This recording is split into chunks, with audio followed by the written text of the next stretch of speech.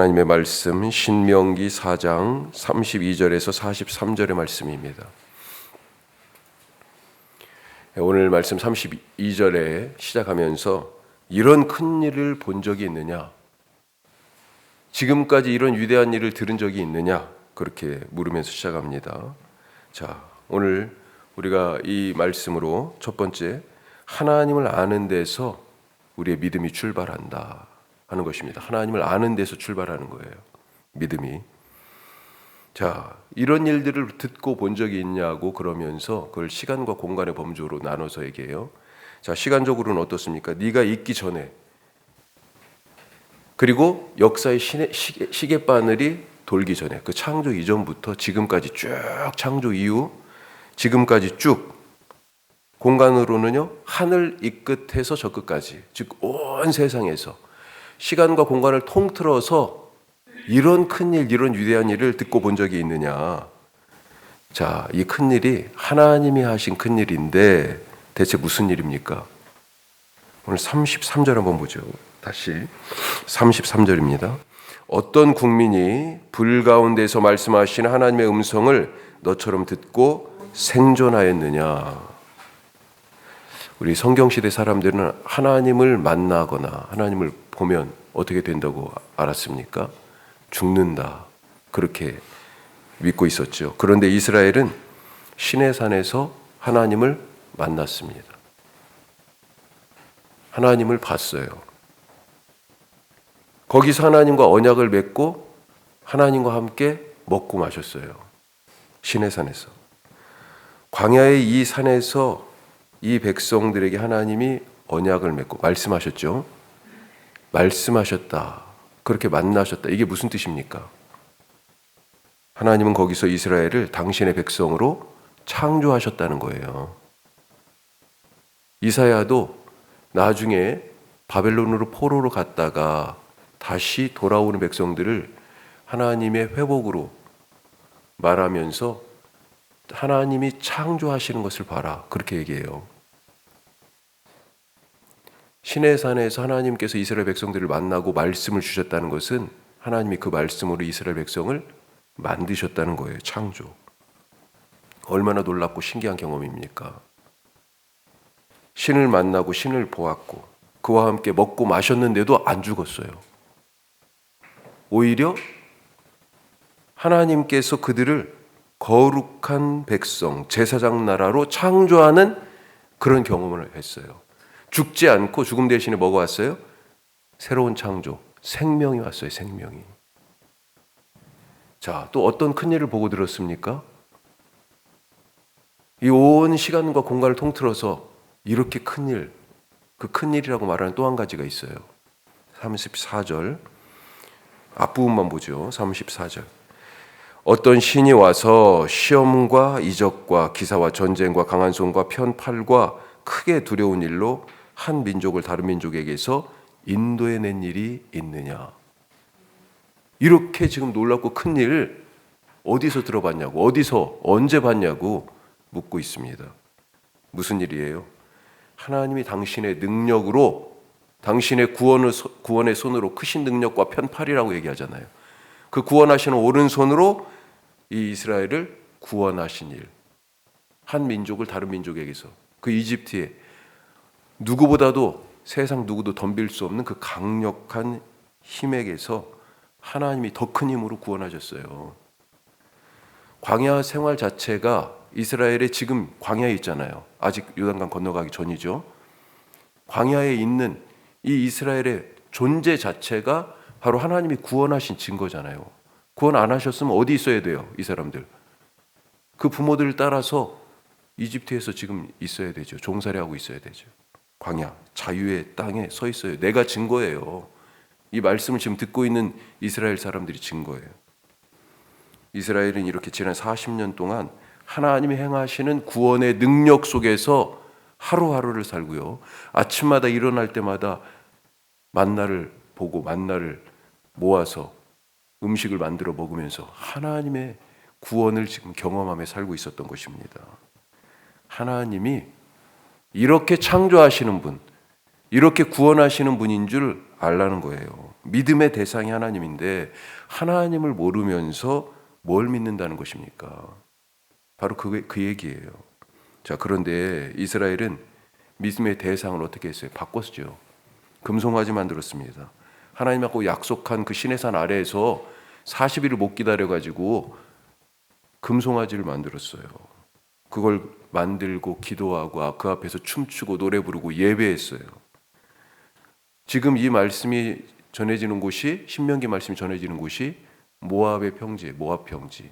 근데 그 근처에 바알부올이라고 하는 곳에서 모압 여인들한테 마음을 줄 뿐만 아니라 이제 모든 걸 그냥 다 홀라당 넘어간 거죠. 바알부올을 섬겼습니다.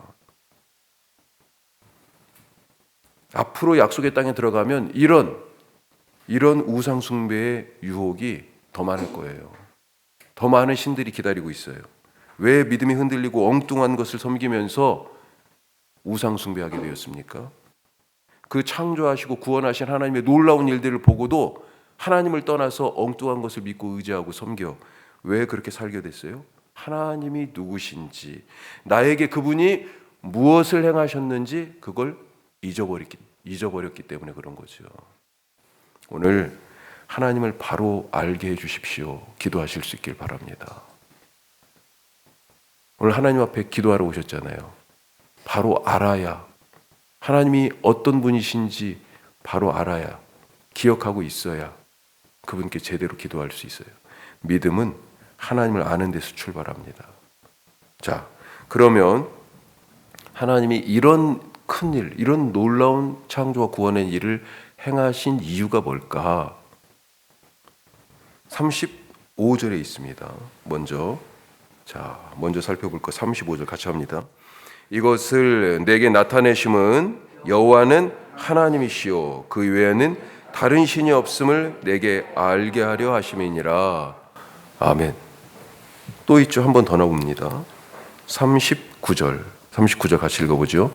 그런즉 너는 오늘 위로 하늘에나 아래로 땅에 오직 여호와는 하나님이시요 다른 신이 없는 줄을 알아 명심하고.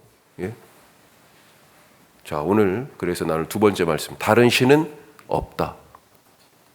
다른 신이 없어요. 다른 신이 없다는 것을 알게 하시려고 시내산 불 속에서 만나주시고 그 말씀 만나시면서 말씀하셨잖아요. 그 말씀으로 창조하시고 이집트에서 당신의 강한 손과 편팔로 구원하시고 그리고 이 광야를 인도하셨던 거예요. 우리가 수요 말씀마당 할 때 말씀 들고 얘기하잖아요. 하나님이 이 말씀으로 나를 창조하셨고 나를 구원하셨고 나를 인도하십니다. 지금 그 얘기 그대로 하고 있잖아요. 누가 그렇게 했어요? 여호와라 불려지는 이 하나님, 이 신이 그렇게 하셨다는 거예요. 더군다나 이스라엘을 뺀 나머지 나라, 민족들은 우리가 알다시피 다 신기옵니다. 신이 한둘이 아니에요. 이집트도, 아브라함이 원래 떠나왔던 메소포타미아도, 그리고 지금 이들이 40년간을 걸었던 이 광야에서 만난 민족들도 요단강을 건너가서 하나님이 약속하신 땅에 갔을 때 그 가나안에도 지금 모두가 다 대세가 뭐예요?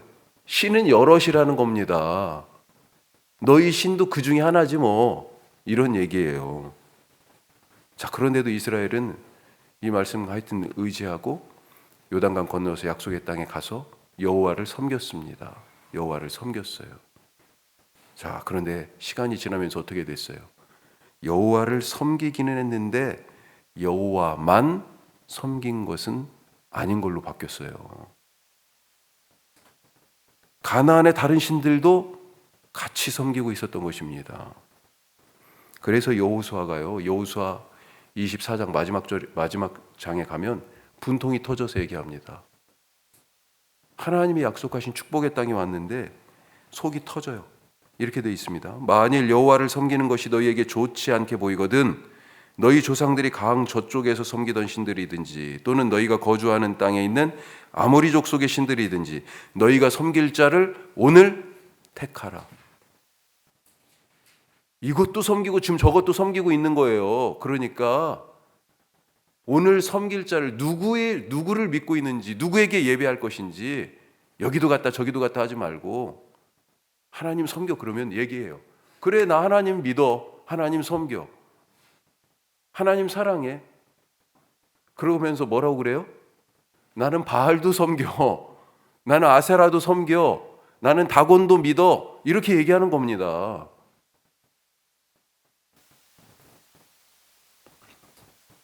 엘리야도 그랬잖아요. 갈멜산에서. 뭐라고 그랬어요? 백성들이 한마디도 얘기 안 했어요. 엘리야 편을 들어주지 않았습니다. 그래서 엘리야가 속이 터져서 또 얘기하죠. 너희가 어느 때까지 둘 사이에서 머뭇머뭇하려느냐. 여호와가 하나님이면 그를 섬기고 바알이 하나님이면 그를 섬겨라. 양다리 걸치고 있는 신앙이잖아요.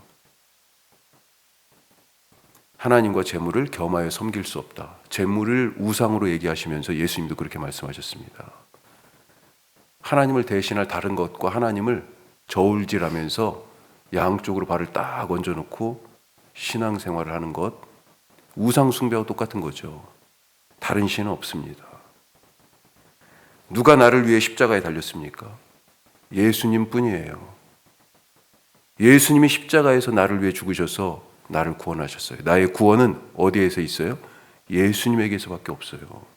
다른 구원자가 없습니다. 다른 신이 없어요. 자, 하나님이 나를 창조하시고 구원하시고 이 광야 같은 인생길에서 이스라엘을 인도하신 것처럼 인도하신 이유가 또 있습니다. 하나 더. 사랑 때문이다.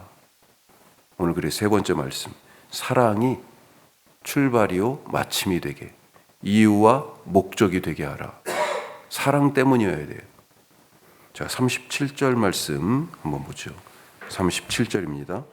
여호와께서 내 조상들을 사랑하신 거로 그 후손인 너를 택하시고 큰 권능으로 친히 인도하여 애굽에서 나오게 하시며. 구원, 왜 구원하셨다고요? 내 조상들, 바로 너를 사랑해서, 너희를 사랑해서. 하나님의 행동의 출발이 사랑이랍니다. 구원하신 이유가 사랑이에요. 창조의 동기도 뭐예요? 나를 왜 만드셨어요? 사랑하셔서. 나를 왜 구원하셨어요? 왜 예수님을 보내주신 겁니까? 내가 이 세상에 있기 전부터 왜 예수님이 이미 나를 위하여 죽으셨어요? 나를 사랑하셔서. 우리가 사랑하셔서 하나님의 사랑을 입었기 때문에 오늘 지금 이 새벽에 여기 앉아 계신 줄 믿으시기 바랍니다. 오늘 어느 삶의 24시간 이제 시작하잖아요. 오늘 하루 어느 순간에 딱 생각나셔야 돼. 아, 내가 이 사람 만나고 있는 이유가 뭐예요? 사랑 때문이에요. 내가 지금 이 일 하고 있는 이유가 사랑 때문이에요. 하나님이 나를 만나서 말씀하신 이유가 사랑 때문이잖아요. 하나님이, 예수님이 내게 오셔서 십자가를 지시는 이 일을 하신 이유가 뭐예요? 사랑 때문이잖아요. 그러니 어느 순간에 번쩍 생각나게 하시기를 간절히 원합니다. 사랑 때문이구나. 하나님이 나를 그래서 여기 두셨구나. 예수님한테 사랑 빼면 뭐가 나와요? 예수님한테 사랑 빼면 아무것도 아니죠. 나에게서 사랑 빼면 나도 아무것도 아닙니다. 이렇게 고백할 수 있길 바라요. 내 말에 사랑이 없으면 충고가 아니라 찌르는 말이 돼요. 사랑이 없으면 위로의 말이 아니라 비아냥거리는 소리가 돼요. 사랑이 없이 일하면 먹고 사는 호구지책의 일이 돼요. 내가 하는 일이. 하지만 사랑으로 하면 그 일을 통해서 누군가를 창조, 새롭게 하고 내가 하는 그 일을 통해서 누군가를 구원할 수 있는, 구원의 길로 들어서게 하는. 그래서 뭐예요? 내가 하는 일이 사명이 되는 것입니다. 하나님의 거룩한 일, 사명이 되는 거예요. 십자가, 그 사명이 되는 거예요. 사랑으로 사시기 바랍니다. 하나님은 사랑이십니다. 그 사랑이신 하나님이 내 안에 계신 것을 믿고 오늘도 사랑으로, 오늘도 믿음으로 살아가시기를 축복합니다. 기도하겠습니다. 하나님을 아는 데서 믿음이 출발합니다. 엉뚱한 거 믿으면 안 돼요. 이스라엘 백성들이 그랬죠. 하나님도 나 믿어. 하나님 믿는데 다른 신도 같이 믿어. 양다리를 딱 걸치고 있습니다. 필요할 때만 하나님 찾고요. 어떤 때는 다른 신이 훨씬 더 잘하는 것 같아요. 둘 사이에서 머뭇머뭇거리지 말라고 그랬습니다. 양다리 신앙은 없어요. 다른 신은 없습니다. 주님, 온전한 믿음으로 살게 하여 주옵소서 기도하시고, 예수님에게서 사랑 빼면, 하나님에게서 사랑 빼면 뭐가 남아요? 하나님은 사랑이시고요. 예수님의 십자가가 사랑입니다. 내 삶에서 사랑 빼면 주님, 나는 아무것도 아닙니다. 예수님의 사랑이 내 삶의 출발이요, 이유요, 내 삶의 마침이요, 목적이기를 원합니다. 오늘 내가 서 있는 어느 순간에 번쩍 주님 생각나게 하옵소서. 사랑 때문이구나. 이 사람 만나게 하신 것, 이 일 하게 하신 것 사랑 때문이구나. 주님, 그렇게 깨어서 오늘 살아가는 하루 되게 하옵소서 기도하시고요. 오늘 헌금을 드리신 분이 계십니다. 깨달음, 주님 깨달음 주심에 감사드립니다. 또 감사합니다. 주님께서 더 큰 믿음, 더 큰 깨달음, 더 큰 사랑으로 함께 하시기를 간절히 바랍니다. 뿐만 아니라 우리 다 같이 기도하시는데요. 우리 어린이들을 위해서 오늘 기도합시다. 우리 교회에 어린이들의 목소리가 넘치게 하여 주옵소서. 특별히 우리가 지역사회를 생각하면서 혁신도시, 우리 5년 전에 교회가 시작될 때 젊은 분들이 참 많은 도시구나. 지금 원주의 어느 곳보다 젊은 분들이 많은 곳이에요. 그래서 아이들도 참 많습니다. 여기는 학교가 지금 막 점점 과밀되고 있어요. 그런데 우리 교회가 그래서 젊은 부모님들, 우리 어린이들 그렇게 접촉하고 복음을 증거하고 하나님의 사랑을 나누기를 원하는데, 그런 뜻에서 작은 씨앗을 심었어요. 어떤 씨앗 심었습니까? 함께 돌봄이라는 씨앗을 심었습니다. 주님, 이것이 우리는 이만큼밖에 못 보고 심었지만 하나님은 분명히 큰 계획 갖고 계신 줄 믿습니다. 우리는 그냥 오늘 우리에게 주어진 일로 물 주고 또 가꾸지만 하나님께서 자라게 하시는 줄 믿습니다. 우리 교회에 어린이들이 정말로 바글바글 넘치게 하시고 새로운 생명의 기쁨이 가득한 그런 교회 되게 하여 주시고, 우리 어린이부 백세봄 전도사님께서 올해 새롭게 사역하십니다. 목회하는데 성령을 부어주시고, 우리 청년 그리고 우리 젊은 집사님들, 선생님들 하나님이 세워주셨는데 선생님들 기쁨이 넘치는 사역하게 하시고, 하나님께서 정말 우리 특별히 어린이부에 큰 부흥 이루어 주시옵소서 간절히 같이 함께 더 기도하겠습니다. 기도합니다.